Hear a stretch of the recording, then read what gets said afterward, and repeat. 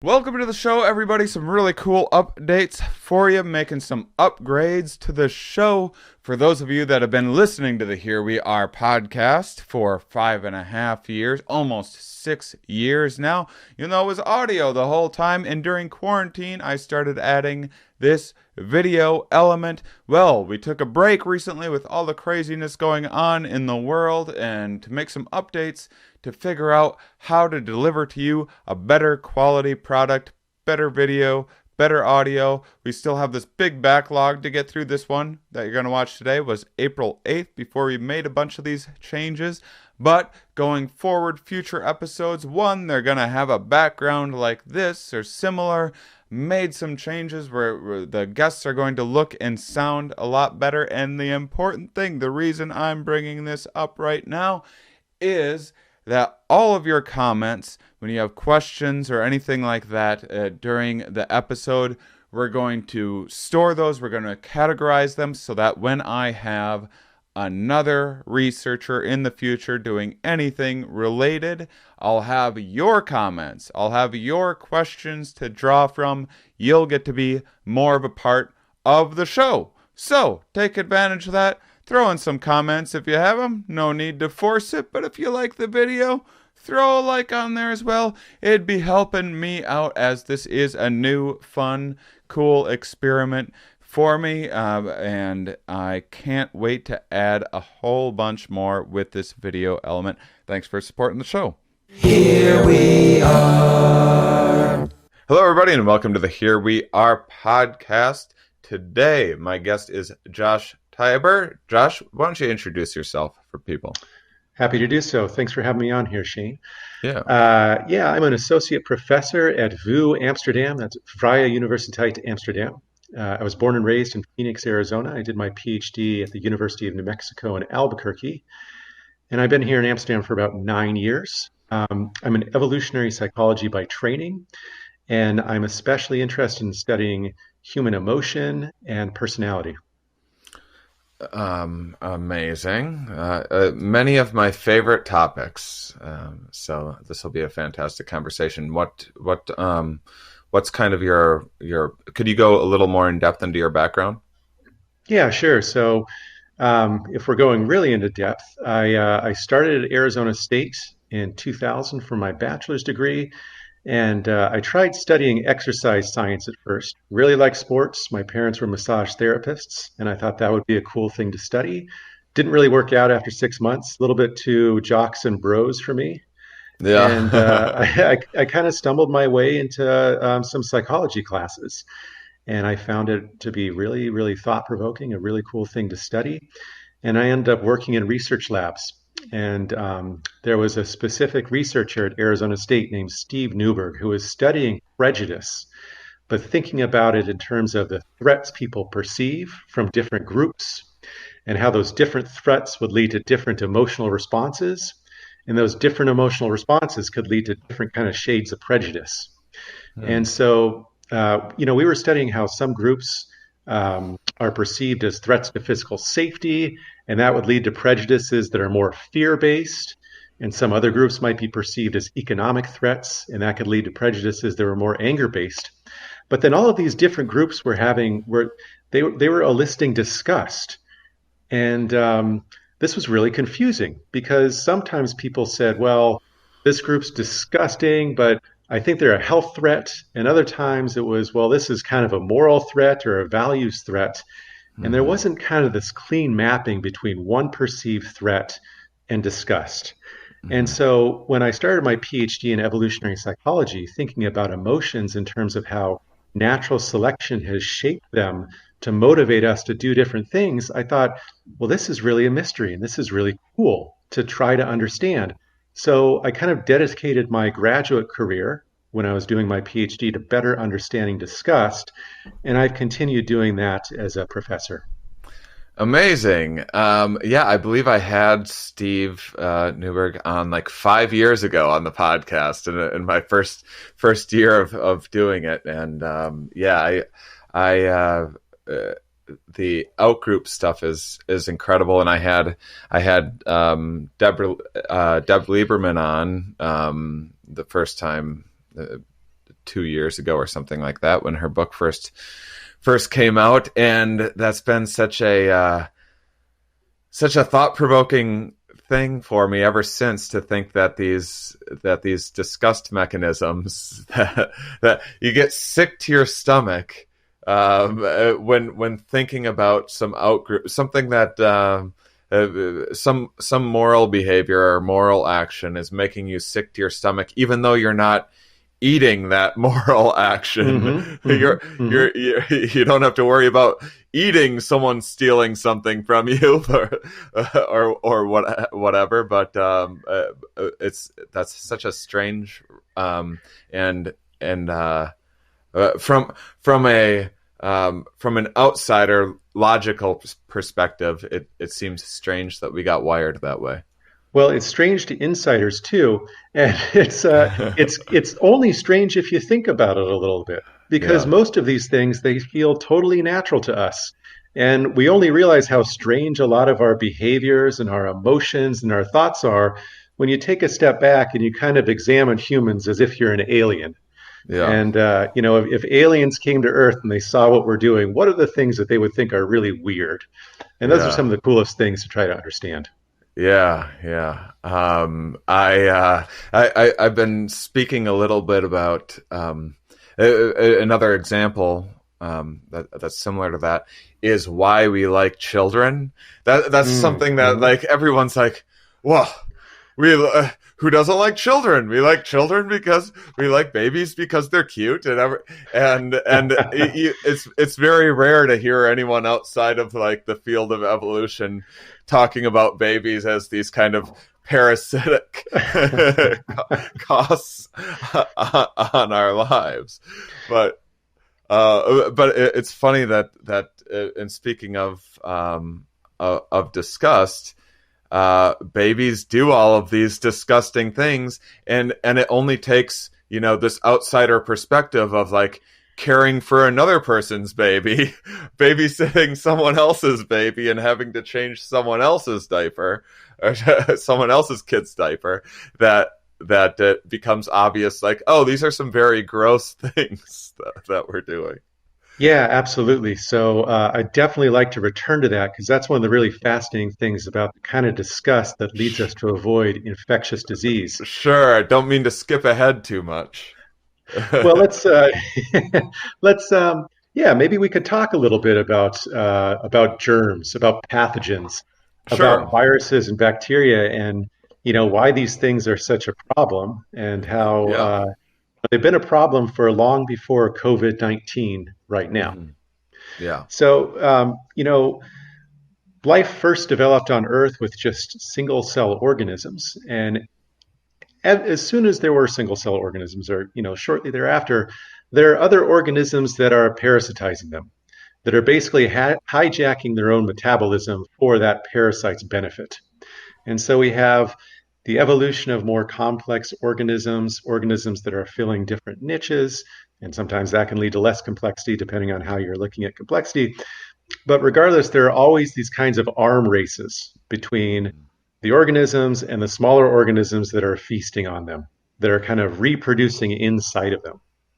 And what we see across all complex animals, across all vertebrates, and across also plants, are these immune systems that can recognize internal invaders and try to neutralize them, try to destroy them once they've entered your body. Super complex stuff, super metabolically expensive stuff. And animals don't just deal with pathogens by neutralizing once they invade the body. We've also evolved all of these cool ways to detect pathogens in the environment. Now, this is pretty tricky because viruses and bacteria are really small. We can't see them. And in fact, the first person to ever know that a bacteria existed, to have ever seen one, was Antony van Leeuwenhoek in the Netherlands, only about 400 years ago, an amateur microscope maker who peered into the world of microbes for the first time and saw these little things swimming around, these things that had been infecting humans for as long as there have been humans, that have been infecting our hominid ancestors for as long as there have been hominids, that had been infecting mammals for as long as there had been mammals, et cetera, et cetera, et cetera. So we have humans walking through the earth for the last 200,000 years, constantly being threatened by bacteria and by viruses and also by macroparasites, but never actually knowing that they exist. Mm-hmm. Now, nevertheless, given that viruses and bacteria are such a big problem, so they don't just kill us, but especially in conditions where we don't have access to hospitals and ventilators and clean running water and antibiotics, just having mild infections can be a big problem for people. It can keep you from gathering food. It can keep you from caring for your kin and your social allies. It can make you ostracized from other people in the community if all of a sudden you're perceived as an infection threat. So what selection can do is shape our visual systems, our auditory systems, our olfactory systems, not to be able to directly detect the viruses and bacteria that might be around us, but to treat certain locations where those viruses and bacteria are reliably housed as information regarding the probability that viruses and bacteria are present. Mm-hmm. Now, that can sound maybe a little bit abstract, but let's think about a really concrete example. Let's think about poop. Mm-hmm. So basically, feces is one of the most reliable locations that harmful bacteria or bacteria that are harmful to humans are housed. Okay? People are regularly potentially coming into contact with it. And, these bacteria aren't necessarily harmful in our bodies, but when they leave the digestive tract, if they're then ingested orally, that can cause some really big problems.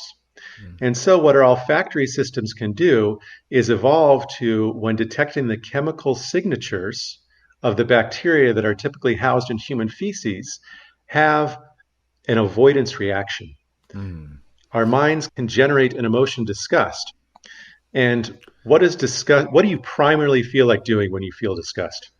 Avoiding it, getting the heck out of there. Absolutely. Anytime you're walking through a park or whatever, and you see like a little landmine left by a dog, you're hyper vigilant for that. And if you see anything that resembles anything like it, you're not really like investigating further. Like, is that really poop, or is that you just avoid it. The other interesting thing about this is in terms of when we were talking about all of the seeming like common sense, I think any listener new to evolutionary theory would be like, I just don't.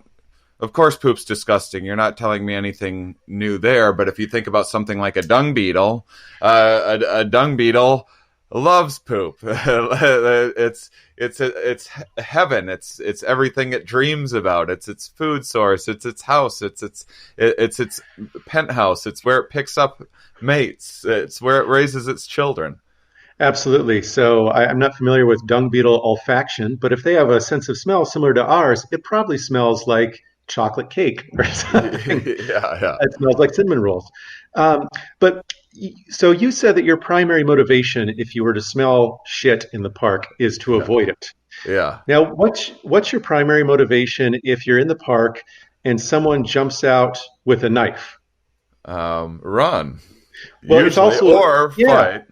Or fight, but it's also avoid. So maybe there might be a fight if he's right in front of you, but if you see someone kind of far that could be a threat, it's also to avoid. An interesting thing about thinking about disgust versus other avoidance emotions is that the avoidance it engenders is specifically tailored for pathogen threats. So, people with knives or lions or tigers or bears or snakes, they have muscles and they can chase you, and they want to chase you often. You're food for them in that kind of way. Hopefully not with the guy with the knife, but he wants something from you. Pathogens can only basically, eat you, or take advantage of your metabolic resources from the inside when you come into contact with them. So the avoidance isn't so much, well, I need to run as fast as I can away from this, And because you that certainly has its can't, own cost. and you can't fight poop either. And you don't want to. No, because that might involve touching it. Yeah. But yeah, the avoidance is really tailored for, I need to avoid physical contact with this. Not necessarily I need to make sure that this thing doesn't chase me. So our different types of avoidance emotions, again, are going to be tailored to the specific nature of the threat involved. Yeah. But So, yeah, go ahead, please. so once you so what kind of sensory software have we evolved with to avoid something that you can't see with the human eye? Yeah. So we've talked about olfactory cues, for example, and there are different kind of chemicals that are involved in vomit versus feces versus spoiled fish versus rotten meat, etc. And in my research lab, I've actually worked with chemists where we try to reproduce these chemicals. So it really will smell like vomit or shit or rotten fish, even though, it's just the specific chemicals that are involved in those smells. Who has that lucky task, by the way, of smell and taste testing all these? Well, our research participants get to smell it, but they're in pretty small doses. Okay. But no, we've actually worked with a chemist who works for a major, I won't say what company he works for because he's kind of doing this on the side, but he works for a world-class chemistry lab and also is an independent contractor. It's Jelly Belly, isn't it? The Harry Potter vomit jelly bean. Yeah. But you asked about cues. So there's also visual cues. And, there's certain colors and certain textures. And we can also think about humidity or viscosity with substances. But specifically with color and texture, we can also think about social cues. So if you look at some of the deadliest diseases in human history, most of them produce some kind of features that are detectable in the face. So some of these are, the pallor that goes along with being feverish, sweating, clammy kind of skin. But others, like smallpox, create these rashes which can then be kind of hard, pus-filled nodules. Another infectious disease that, for any listeners here, I encourage you to Google it, although be prepared to be a little bit disgusted, is called 𝐻𝐸𝐹. And 𝐻𝐸𝐹 is really interesting. It's actually related to the bacteria that causes syphilis, but it's not generally transmitted. It doesn't primarily target the reproductive tract. It's more generally cutaneous. And what you'll see on Google Image, this is mostly endemic to sub-Saharan Africa, and you'll see children with these kind of yellowish rashes on their face. And it's tragic. I mean, these are things that can be treated with antibiotics, and the transmission can be inhibited with good hygiene. In some places in the world, people just don't have access to this, and so they can still contract this disease. But it's absolutely something where if you see it, you absolutely would not want to have contact with a person who has this. And it's a good, I shouldn't say it's a good thing. It's very bad for these people because they're socially excluded. But avoiding that contact is important if you don't want to catch that pathogen. Right. So then in terms of these arm races, how does that, so once we pick up on these kind of avoidant thing, we pick up on different colorations to avoid different, anything pussy, let's stay away from that. I'm sure there's some safe pusses out there, but let's just have a general heuristic. If there's something pussy, we'll just kind of try to avoid it. How does then a disease, a parasite, any of these threats then outwit those systems? How do you have how does something like maybe a latent onset or something like that evolve? I think of COVID not showing symptoms right away now, or AIDS certainly not showing symptoms for quite a while. How does something like that evolve? Yeah, so there are selection pressures on the pathogens themselves, Right. and there's kind of a trade-off between, or at least some epidemiologists make convincing arguments that this is the case. So there's some disagreement in the virology community, but there's a trade-off between the virulence of the infection, how hard it actually hits someone, and then whether it can be transmitted to other people.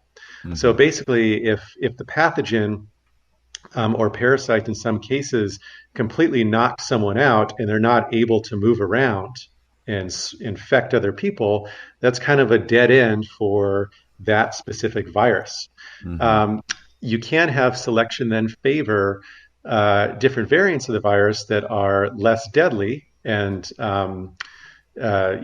less virulent, less producing less severe symptoms, if that then allows the person to walk around and interact with other people and also infect them. This is arguably why some of the most damaging parasites are spread by mosquitoes and tsetse flies and ticks, because those pathogens aren't relying upon the human to walk around and infect other people. These things that fly around or crawl around are doing that job. So there's very little pressure on the pathogen to be less deleterious. I've never thought about it like that. It's so. I just found out recently too that there's like something like malaria can't even be contracted like human to human. It actually needs to go through a mosquito first. There's something in the process of it before it can then infect a human. Mm-hmm, mm-hmm. There's also there's another interesting thing that you raised regarding the arms race. So the pathogens that we are seeing now, most of them are going to be quite a bit different than the pathogens that we encountered 10,000 years ago, or at least a lot of the ones that we're concerned about presently. And these pathogen detection systems, they're not actually detecting a specific pathogen. They're often detecting things like a person's immune response, which might be a cue to a general kind of infection. Mm-hmm. So someone coughing their lungs out is not necessarily going to be specific to tuberculosis or specific to something else, COVID-19 potentially, or specific to a pathogen from 50,000 years ago, but it is going to be potentially a cue to some kind of respiratory infection, mm-hmm. and a cue to, well, whatever is in that person's lungs is now being expelled into the air around them.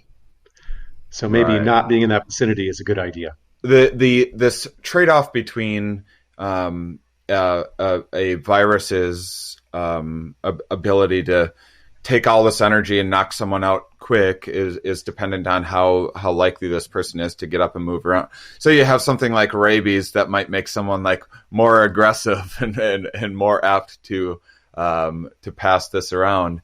But back to AIDS, I've heard speculation in the past that potentially some of the earlier variants of AIDS were more costly because before awareness, before people had changed their practices, and people were still, having sex and being promiscuous or whatever with AIDS, it was able to incur more of this cost because it was still being spread on. Once kind of public awareness got out there and people started taking more precautions, the strains that were selected for were the ones that weren't as costly, that allowed someone to basically kind of live longer, to give more opportunities to be spread. Am I kind of articulating that correctly? Absolutely. Yeah, I mean, that seems totally plausible to me. I'm actually not familiar specifically with HIV, and partially because HIV doesn't produce these types of cues that I'm really interested in understanding disgust. Right. But as far as the general processes of reducing virulence as a function of promoting transmission, it makes total sense to me, yes. And because I was thinking about this in terms of the COVID-19, there must be a lot of different mutations of it. And as we're social distancing more, I imagine we are able to stop many of the strains that are more virulent quicker, or have a quicker onset, or quicker symptoms. So are we in a way selecting for the ones that are less virulent, or have like a more latent onset? Well, let's hope so. I mean, my understanding of kind of the early stages of viruses, if they are if they're crossing species like this has, my understanding of that is pretty limited. But it certainly seems plausible to me. Now, the only thing that I've read, and of course, we're in the very early stages of understanding COVID-19. But one thing that I've read with respect to this kind of argument of decreased virulence is, by early estimates of mutation rates, it might take several years for it to actually reduce virulence to the level that we would want. The thing with COVID-19 is, even if the case fatality rate is 1.5% or something, that's pretty minor in the scale of a lot of the viruses that we've been dealing with since humans started living in cities. That doesn't mean that it's not causing huge disruptions now, but it's kind of in that spot where it's more destructive than the seasonal flu, but it's nowhere near SARS or the bird flu or something. And so it's in that place where it's not going to burn through people really fast. And it's not so the case fatality rate and virulence isn't so low that we can continue around it. But yeah, again, it's in that sweet spot where it's being transmitted well, but it's causing severe disruption. And I've seen my little knowledge of it so far is that there's a low fatality rate, but there's also potentially long-term health costs for getting it. Healthy individuals that survive have potential costs for maybe the rest of their lives. But what about the transmission rate of COVID compared to other diseases out there? Do you know anything about that by chance? Oh, I've certainly tried to be an educated layperson as far as COVID, but not being a virologist. All I can do is transmit what I have read on Twitter from epidemiologists whom I trust, which is that it's a bit more infectious than influenza. So I'm curious, once you have evolved these avoidant tendencies to, say, respiratory issues, like avoiding people that are coughing, or say mucus or anything like that, watery eyes, why is it that we're, or at least have been, so comfortable with the common flu? Why is it certainly no one's terribly attracted to someone blowing their nose or anything like that, but we certainly don't seem to panic, and maybe that's shifting now. That's the other kind of thing that I want to move into, is how flexible are some of these adaptations, which is because all of a sudden now you have a bunch of humans that, I mean, someone clears their throat and everyone runs for the hills. You know? Yeah, absolutely. I was at a conference, it was February 27th or something. And I was having horrible allergies. And during a talk where there were 50 people in the room, I was just constantly sneezing into my arm. And I was getting so many dirty looks from people in the audience that I just had to leave. Yeah. And I knew that I had allergies, but people were certainly acting a lot more negatively toward that than they would have under typical circumstances. Yeah. One interesting thing about reactions to things like coughs and sneezes and other types of kind of hygiene violations, we could call them, is that some of these might have actually evolved culturally in the last few hundred years through something called the civilizing process. So basically, the idea that certain things like that we could call manners, um, uh, table manners, not belching, not blowing your nose, sneezing into your elbow instead of just out in the air, these could have started to be associated with some kind of higher class. Um, and there could be some kind of norms developing to, well, you don't do this at the table, you do this in private, you do this into a tissue, something like that. And we're seeing some of that flexibility now where there can not just be biological evolution in terms of kind of olfactory cues or visual cues to infection, basically not wanting to come into contact with another person's bodily fluids. And on top of that, we can kind of potentially scaffold some culturally transmitted information about this specific type of person might be more likely to be infected. Or a person who's coughing, that's the symptom of this disease. Maybe that's a person you really want to avoid. And so we can certainly, there's a lot of flexibility in terms of the biological adaptations, which we can talk about later in terms of babies. Sure. But there's also quite a bit of flexibility in terms of socially transmitted information about infection risks. Yeah, I'm just thinking about the kind of stigma involved in picking your nose and like being at a stoplight and looking over and someone just caught you picking your nose in your own car very far away from them, and they're like, oh my God, we have this reaction to it. But I like to think all of us pick our nose in private. Maybe I do more than other people. Well, and especially children do. So that's something where, there's a lot of socialization happening in terms of what's socially acceptable with that behavior. Yeah. And, another interesting thing is that as we've gotten more and more control over infectious disease in our societies, our norms for hygiene and regulating that type of stuff have become more and more strict.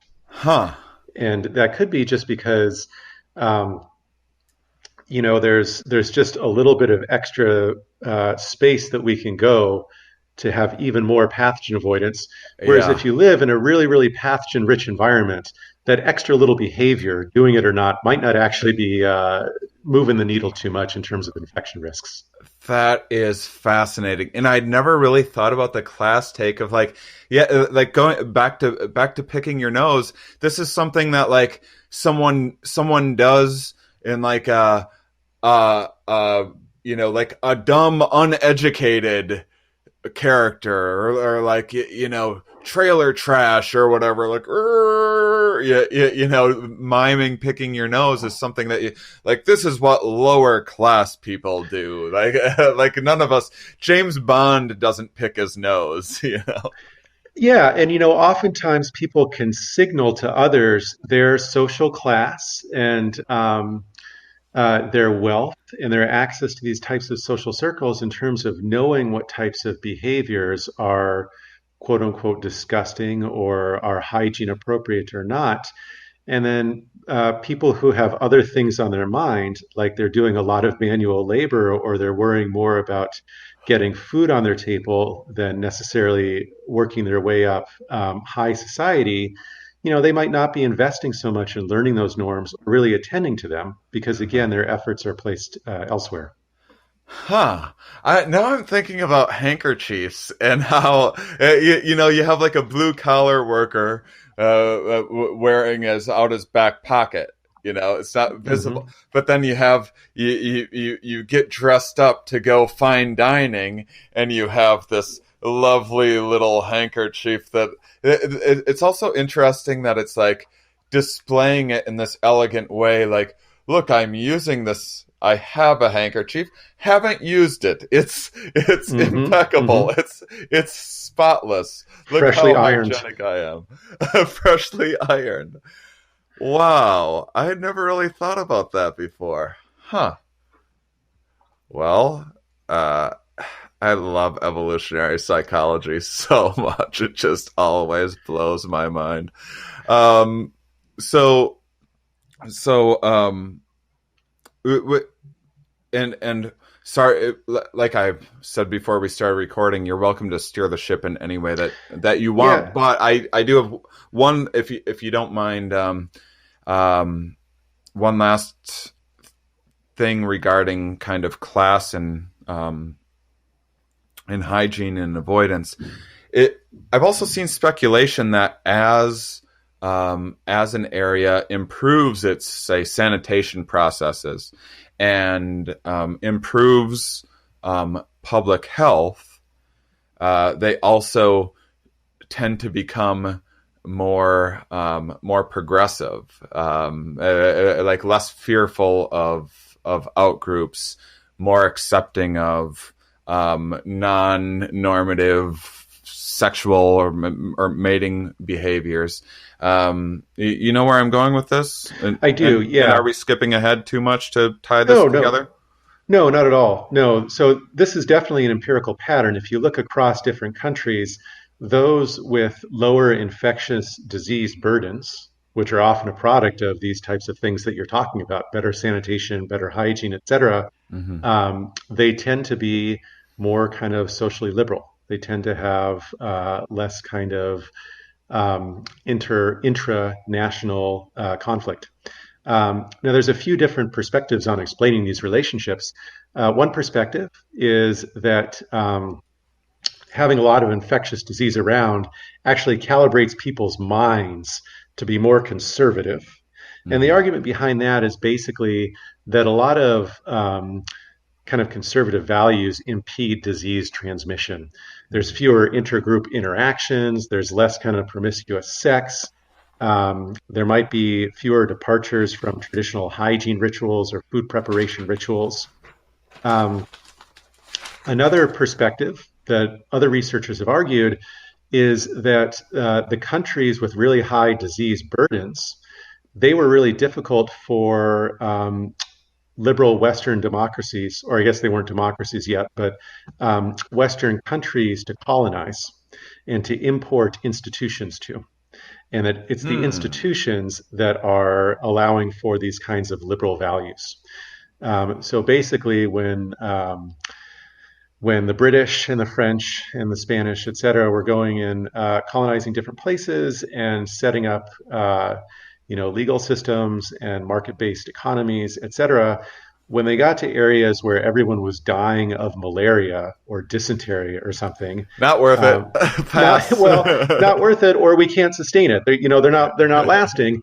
And so these types of quote unquote Western values, and it's not just about progressive stuff. It can also be about how you view kinship and how you view indirect social ties, et cetera. Things like kin-based relation systems and less kind of generalized reciprocity and cooperation, those things might be more endemic to places with higher parasite loads just because those places weren't colonized by the countries that have the liberal values. And at this point, there's a disagreement in the literature, and I think that I don't think that anyone's come up with a good test to try to disentangle those two perspectives. So diseases are in a way protected against modernity. Yeah, they're protective, and they might be kind of harming modernity if they get too severe. Yeah. Maybe is this why we associate hippies with being dirty and hippies are like, the world's moving too fast, we need to slow things down. Yeah, there's some sort of correlations going on there. Yeah. Yeah, we could probably have a nice hour-long discussion about hippies and disgust. But hey, let me bring this back to the flexibility stuff that I mentioned earlier, because we talked about flexibility in terms of what we can think of as cultural transmission. So wearing masks or being informed of what the symptoms of COVID-19 might be, and being especially attentive to coughs in a way that you might not have been last year. But there's also a lot of flexibility in terms of these biological adaptations for detecting certain kind of sensory cues. And you mentioned the baby earlier, and the baby is going to be a great example of a broader phenomenon. So I don't have kids, but I do know me kids. either. Okay, We're doing it right. Well, we're doing it right now. I do have some friends who have kids under 8 years old, and it hasn't been easy for the past few weeks. Yeah. But and in case this is dated in the future, this is the first week of April, and people have been locked down with their kids for 3 or 4 weeks, being caretakers, educators, and also trying to work full time. And they're realizing what a blessing primary school education is. But this is also a bit like the first time in human history that I can think of where this is a regular. Most of our ancestors had the kind of takes a village type of. They had babysitters built in to the situation, and you could still go out and hunt and whatever else. Yeah, there's something called alloparenting, which is the norm for most of human history, which is not a nuclear family. There's a researcher named Rebecca Sear who might be interesting for you to talk to about. She's a demographer who studies family structures.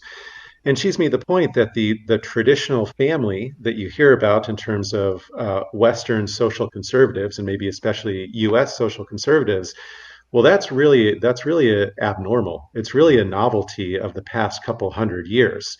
For most of human history, the traditional family consists of alloparenting with extended kin networks and even unrelated individuals sharing in child rearing. And now you're dumping people with small children who have two-parent incomes into the situation where they're exclusive caregivers. Again, it's difficult for us to fully empathize not being in that situation, but it's really it's really mind-boggling to think about all the effort they're and the taking. Way work and family life is blending together. It's crazy. I'm sorry to parents for saying this. I'm thankful that I don't have kids right now. But you can. But continue where you're going with sure. Examples. So it's incredible. I've heard from several people who have had children where, before they had kids, the idea of changing a diaper or the idea of being vomited on is just, we're both making the facial expressions as we're looking at each other now, just that little tinge of disgust. Yeah. But as soon as you have your baby, the majority of people, and actually, interestingly enough, every mother I've spoken with, and most fathers, but not all fathers, have said, "Oh, it's not disgusting at all." No, I don't have that response at all, and I was surprised, but it's just completely natural.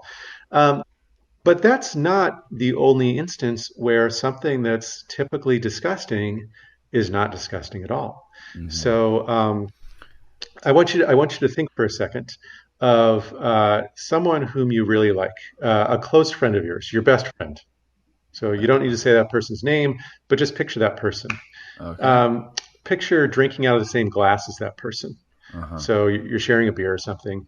Or picture you guys work out together. You go for a run, you go to the gym, something.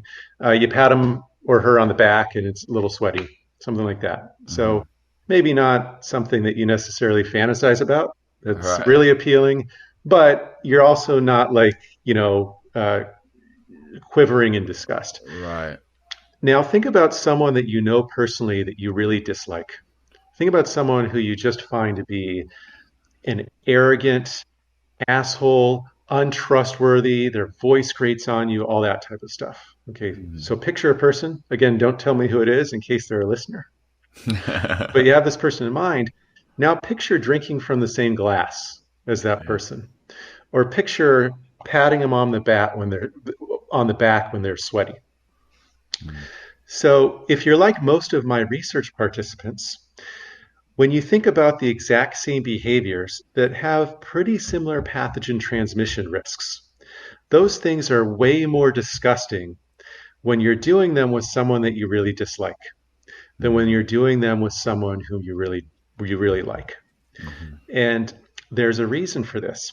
And that is that these pathogen avoidance responses, they're good for inhibiting pathogen transmission, but they're kind of bad for our social relationships too. If we wanted to invest maximally in terms of avoiding infectious disease, we would never touch anyone, and we would never touch anything that anyone has ever touched. And you wouldn't survive very long doing that, even in our modern world. But of course, you also don't want to be completely open to any contact. You don't want to be open to touching anyone or licking anyone or anything, or putting things in your mouth that people have touched. That's incurring a lot of pathogen risks where there aren't benefits.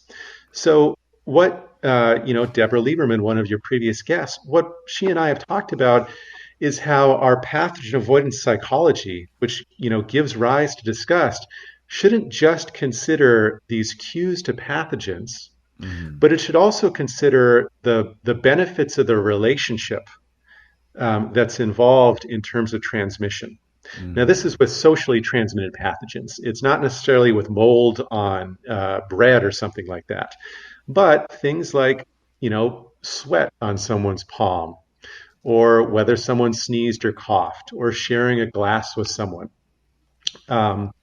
These are the types of things where if we're super disgusted by them with someone whose welfare we value a lot, we're going to not be able to take advantage of that relationship as readily. And so what we can see as a byproduct of that is just being, okay, it doesn't bother me to drink a beer out of the same glass as you do, even though, again, I have no information that you don't have COVID-19, or that your COVID-19 status is any different from that of a stranger's.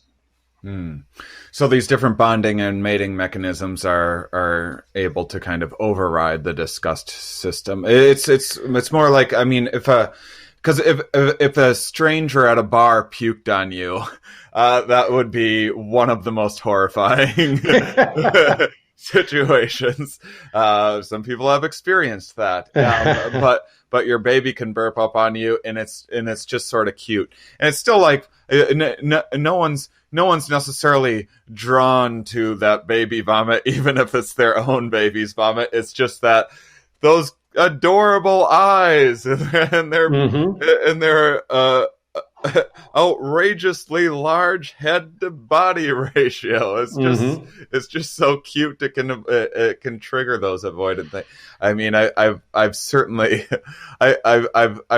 been in terms of mating, so physically attracted to a female that I've put my mouth in some precarious places. Yeah. So this is interesting in that some of the research that we've done, we use something called a welfare trade-off task. And this welfare trade-off task, you ask the research participant to make a decision about whether they would rather this target that they're thinking of. So it could, if the target's their best friend, they would be thinking about that. If it's a mere acquaintance, they would be thinking about that person. And they're asked, would you rather get X sum of money, or would you rather this other person get a different sum of money? So only one of you can get the money. And by asking a lot of questions and varying the amounts of money, you can take an estimate of how much you value the other person's welfare relative to your own welfare. And what we find is that across these different relationship types, so if you ask it about a romantic partner, or if you ask it about a closest friend, or a mere acquaintance, or someone you dislike, or a stranger, the higher the welfare trade-off ratio, the more you value the other person's welfare, the less disgusted you are by having these kind of pathogen risky contacts with that person. But you raised another point, and that's about your mouth with women. And there's another kind of benefit here that's not just a social benefit. There's also a sexual benefit, a reproductive benefit, that our minds our disgust systems might kind of reroute these avoidance behaviors when there's that extra kind of benefit or opportunity involved. And that's when you don't just get kind of lower disgust through indirect contact, but you're actually fine with putting your tongue in someone's mouth and kind of having it swim in saliva Hmm. and some of the other things that you might have been referring to earlier. Um, Now, interestingly enough, we have these other kinds of disgust responses that don't seem to relate to infectious disease that much. And we're two dudes talking on the podcast, and this, we're going to have to imagine a little bit what it's especially like for women in some circumstances. But a kind of prototypical example of this type of disgust is to imagine that you're sitting at a bar, and some strange guy who you don't know, who's not very attractive, comes up to you and inhales deeply by your ear and kind of with a husky voice says, "You smell nice." So, Am I supposed to stop using that move? Have I been doing the exact opposite of what you're supposed to do? Sorry, I think I have so many apologies to make out there. I've been just going around smelling strangers. it's always good to get feedback from your friends on how effective those types of things are. But so But I, I get the point you're making. I taught a class similar content to this, a guest lecture a few weeks ago, and I guess a month ago before lockdown. And I was asking people, can you think about any discuss things that aren't related to germy type when you've ever felt disgust? And some people talked about moral stuff, which we can get to in a moment. But I kept kind of waiting, and then one woman in the class said, well, maybe when there's a guy at the bar, and then, there were 20 other women in the class, and all of them started nodding and saying, oh, yeah, I was thinking about that too. I just didn't want to say it. Right. Maybe because they didn't want to just say something that could be interpreted as just men are disgusting in general. Um, but the broader point is that there's all types of sexual behaviors that we can find that when we picture ourselves engaging in them, or when people are propositioning us with them, we find disgusting. Mm-hmm. And again, the bar example or broader kinds of what you could call creepy comments, Mm-hmm. um, that's one. That's one category of examples. Another one that's universal and very similar for men and women is incest. Mm-hmm. So this is something that could be described as a human universal. So across all cultures and almost universally for individuals within those cultures, the thought of having sex with a sibling or with a parent or with an offspring is one of the more disgusting things that people can picture.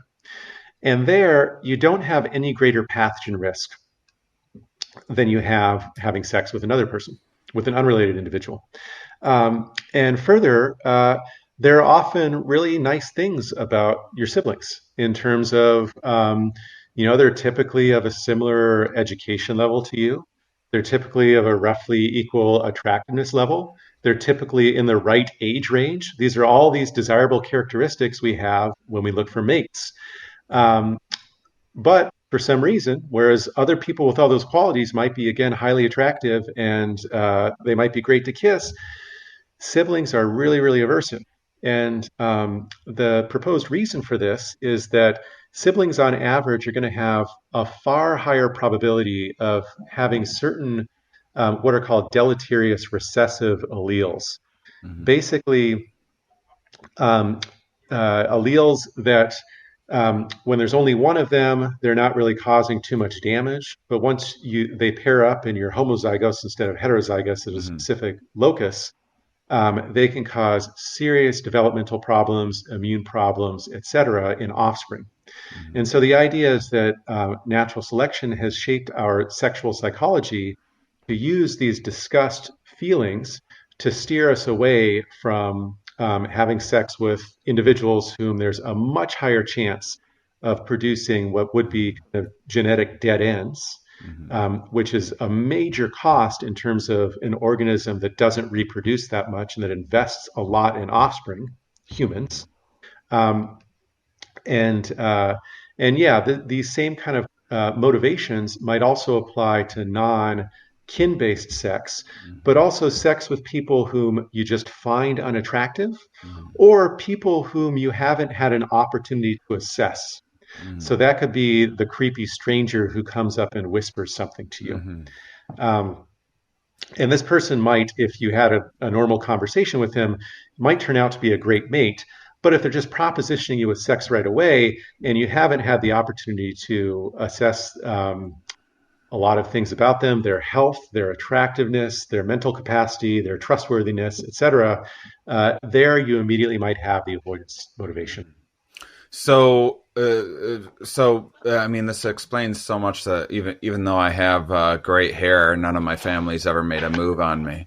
Why is there kissing cousins? Why is that a phenomenon out there? Why is it some of us find ourselves attracted to cousins? Is it just because they're is it because they're, you hear jokes about the family reunions and stuff like that, but is it because you don't see these people enough to be cued to family thing? Is it because they're less related? What's going on there?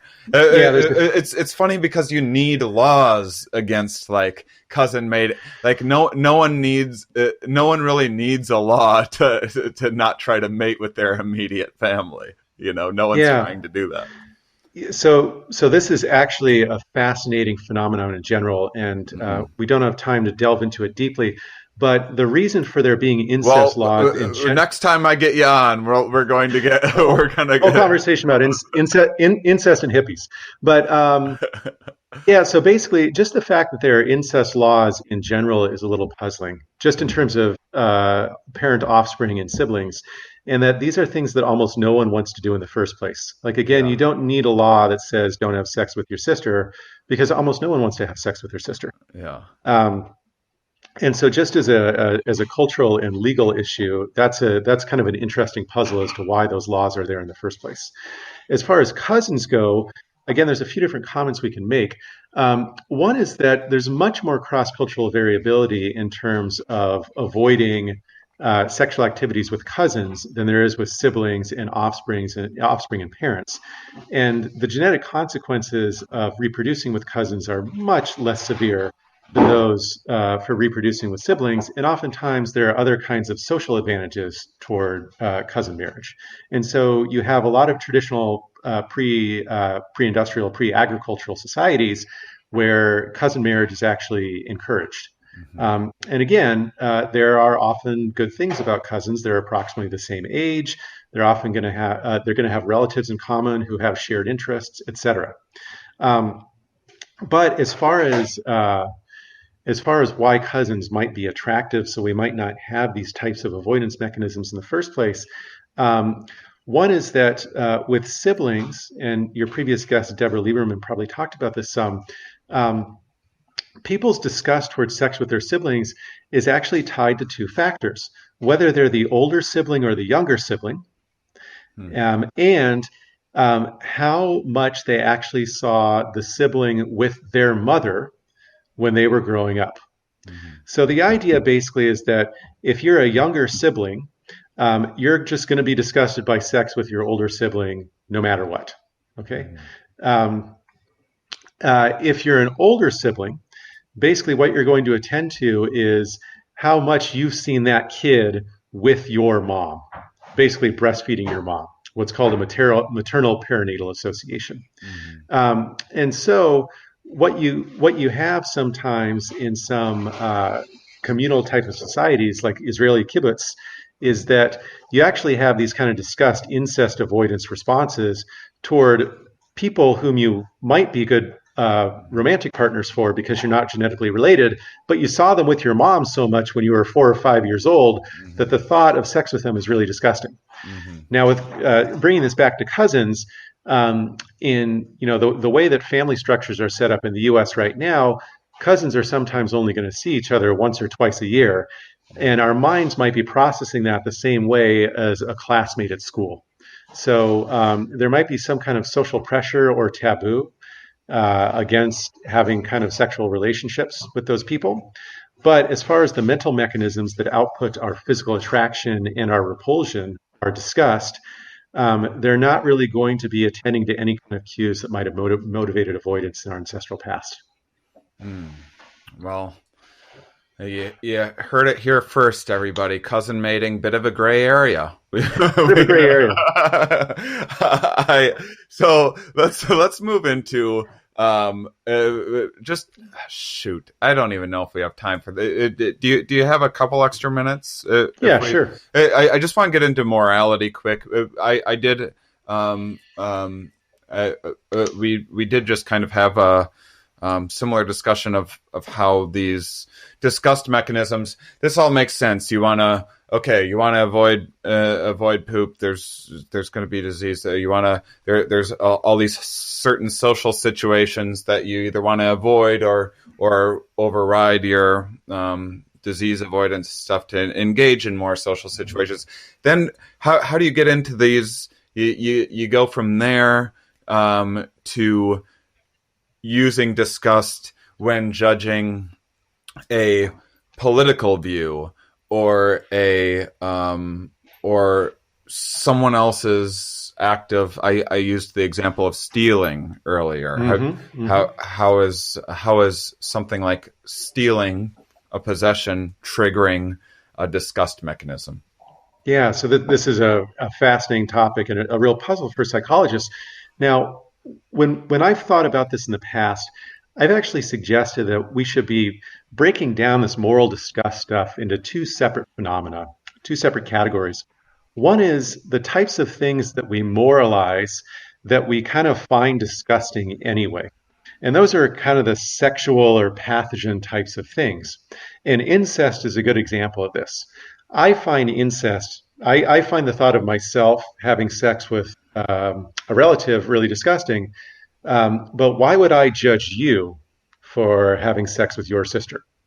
Mm-hmm. And let's think about it more generally, not you and I, because maybe you don't have a sister and maybe I'm not a very judgmental person. But again, you see laws against this, and you see people really condemning other individuals if they think that they might have committed incest. We see this with a lot of sexual things, actually. We see this with bestiality. We see this with masturbation. We see this with prostitution, with pedophilia, etc. Masturbation is the real confusing one now that I think about it. Like, no, don't waste it. I don't get what the logic is there. So we can do this in our next podcast. We can come back to masturbation. All right. But we see this also with some kind of hygiene stuff, Right. and food choices, things that we would personally find disgusting to eat. You might also moralize other people for eating it. You might say that's immoral to eat that, to eat a monkey or something like that.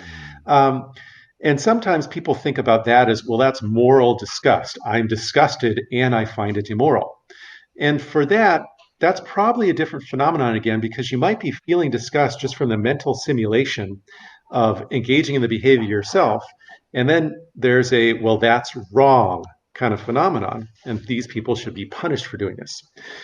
The other phenomenon is the stealing is wrong, or the what was the senator who just kind of putatively committed congressional insider trading? I think it was Richard Burr. Did you hear about this? Mm-mm. So basically, he's on the Senate Intelligence Committee, and he was given information about the severity of the pandemic, and he sold all of his stocks. Yeah. Like 3 weeks before the market crashed. People would say, well, that behavior was disgusting. Yeah. There's nothing inherently related to pathogens or related to sex in terms of betraying the public's trust, or in terms of using a position of power and trust to benefit yourself specifically. So the question is, what's that about? Now, there are debates in the literature about whether people even have that sensation of kind of pathogen disgust, that kind of feeling in the stomach, that revulsion of avoidance. I think that's tricky to tell, honestly, because a lot of people insist, yeah, I actually feel disgusted by that. some psychologists say, well, you're just saying that as a metaphor to kind of express how much you dislike that behavior. I'd like to sidestep that issue for a second and just focus on how being disgusted by those immoral behaviors might differ from being angered by those immoral behaviors. Now, these emotional terms get a little bit messy because when people say they're disgusted by the insider trading, they also might say they're kind of angry. And if they say they're angry, they also might say they're kind of disgusted. But sometimes these emotional responses kind of shift in one way or the other in response to moral violations. And again, some of my work has tried to see, well, what is it about the moral violations that might lead them to elicit disgust sometimes and anger other times? And so what we've proposed is thinking about the types of behaviors that anger motivates. So if you feel really angry with someone, what do you do? I want to yell at them. I might even have visions of fantasizing of violent behavior. I might want to attack them in some way. I might want to punish them. Exactly. That's exactly it. And, you're of a certain demographic and a certain culture and a certain time in which you probably won't act on those desires. But you might sometimes. You might actually get into a fight with someone. And if you do punch someone, it's a good chance that you were feeling angry at them. But all of these types of responses are kind of costly in and of themselves.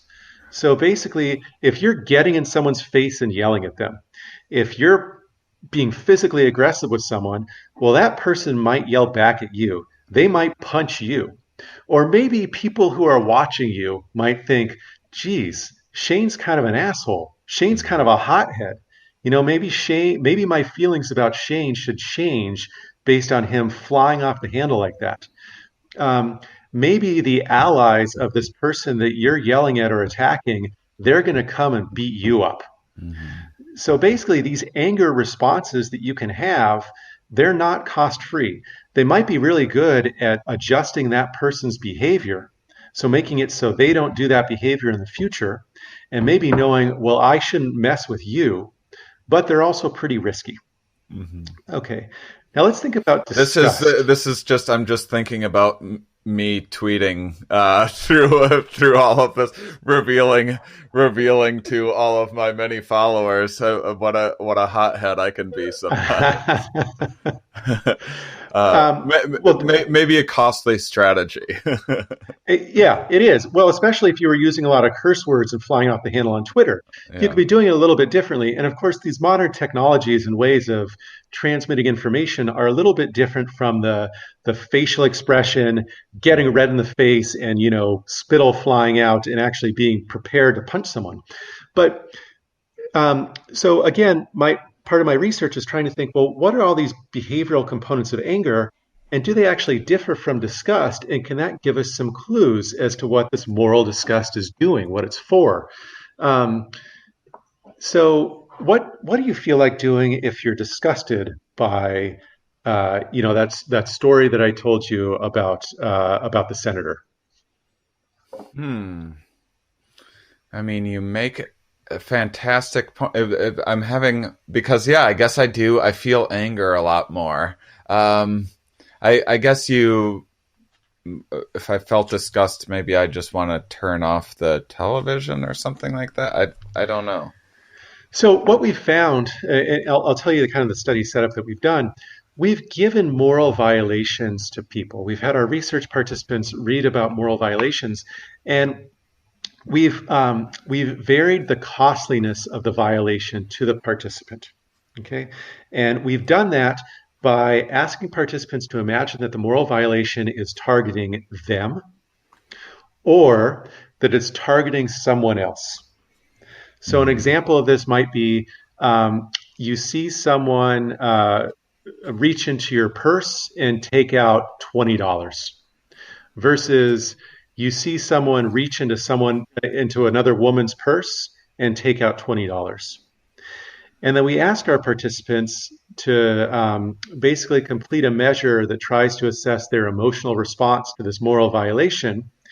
And we also asked them how much they would feel like doing different types of things in response to this. Now, some of these responses are what we could call direct aggression. And they're almost identical to what you described earlier. They're yelling at the person, they're shoving the person, they're getting in the person's face, they're hitting the person. But other responses are what psychologists have called indirect aggression. These are things like gossiping about the person, telling other people what this person has done, trying to damage this person's reputation. Okay. Now, these types of things, they're not as good at getting the other person to stop what they're doing. And they're not as good at letting that person know, well, if you commit this moral violation again toward me, there are pretty serious consequences. At the same time, one of the whole purposes of gossip and reputation damage is that the target of it isn't necessarily sure who started it. They're not going to, retaliate against you, probably. Now, what we find is that for the exact same moral violation, when people consider it committed against them versus committed against another person, they report more anger when it's against them than when it's with another person. Disgust is the exact opposite. When it's the same moral violation committed against another person, people report less disgust. They report more disgust than when it's committed against themselves. So again, disgust is higher when the moral violation is targeting someone else. Anger is higher when the moral violation is targeting yourself. Now, back to those kind of aggression sentiments. Do I want to punch this person, or do I want to spread information to damage that person? The more angry people report being, the more they feel like yelling at the person or shoving them or something like that.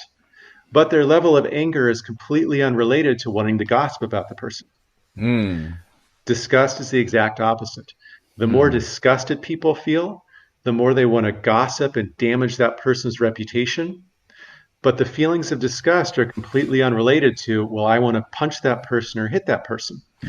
So what we've argued, and this is, with all of psychology, these are new hypotheses and, there's more work to be done. But we think that the preliminary data are consistent with the idea that disgust responses toward moral violations are motivating these kinds of punishment strategies that are less costly and that kind of recruit other people in the social ecology, other onlookers, to kind of coordinate, gang up on, and socially damage this person. Whereas, again, anger toward these moral violations might be functioning to dissuade the person from engaging the behavior in the future, or sharing your own reputation as someone who shouldn't be messed with. So if you're like debating someone, and there might be a cost of like being angry, you want the crowd to take your side, and if you're angry and you yell at them and attack them, you might come off as a hothead. But if you refer to them as like a filthy woman or something like that, you could potentially recruit people to be on your side against a person. Yeah, and beyond the rhetoric, it might even be just voicing to people, that's disgusting, and having a disgusted facial expression at something that the person says.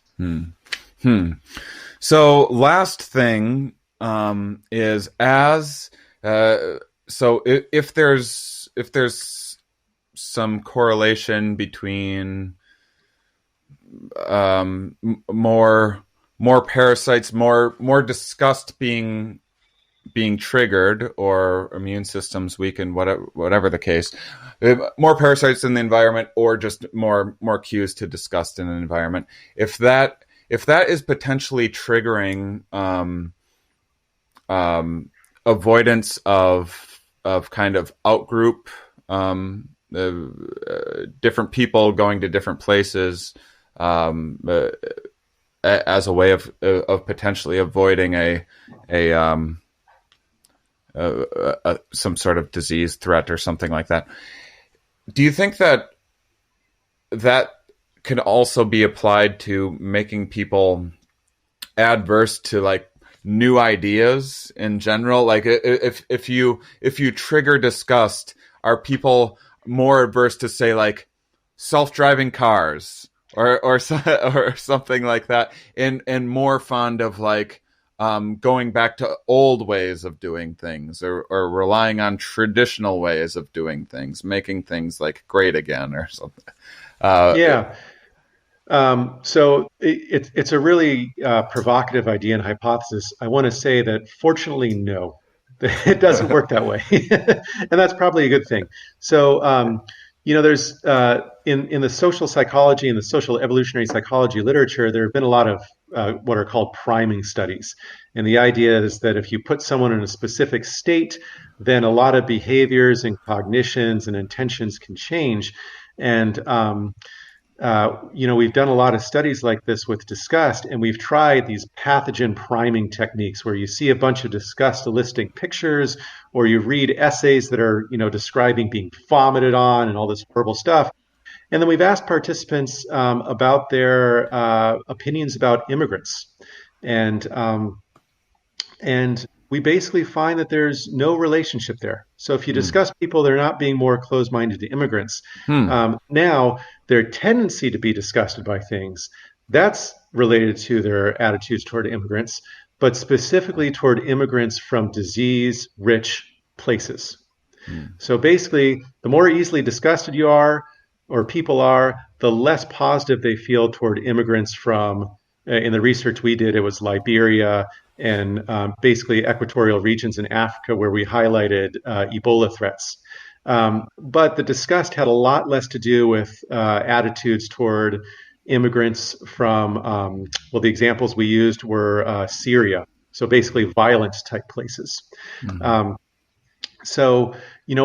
thing to keep in mind is that a lot of these kind of long-term orientations, they're not fixed. They can change within people, but they're not jumping up and down from day to day. And so if there is a role of pathogens to play in these, it's probably more of a role of kind of calibrating them somewhere in development. And then you reach a certain point and you're probably pretty stable along there, rather than, you feel disgust or you see some pathogens in the ecology and all of a sudden you're going from Democrat to Republican, you're going from 1950s kind of family traditional orientation to hippie commune kind of orientation. So if I'm in Wisconsin right now. I've done a lot of factory work, and I did my longest job was in a furniture factory in Wisconsin, and I noticed, and maybe this is my own bias, but I did notice more aversion to a Mexican stealing a job than, say, a Canadian stealing a job, and these kind of theories would sort of predict that behavior, right? Yeah, I mean, there's a lot of research about the different types of competition that people might have for jobs. So low-skilled labor versus high-skilled labor, and the stereotype being a stereotype with some validity that immigrants from certain countries are going to be more of a threat to people with lower training kind of jobs, and immigrants from other countries are going to be more of a threat to other kinds of jobs. Now, of course, every situation, every individual is different, but as far as extrapolating that specifically with disease, there's a lot of ways that Mexicans and Canadians are different from each other. So as we wrap up, was there any loose ends that you wanted to tie up before we? No, I think we just have to, unspool an entire strand talking about hippies and kissing cousins and that type of stuff. So, and masturbation. Right. Well, we'll have to do a part 2 sometime. This was a really fantastic conversation. I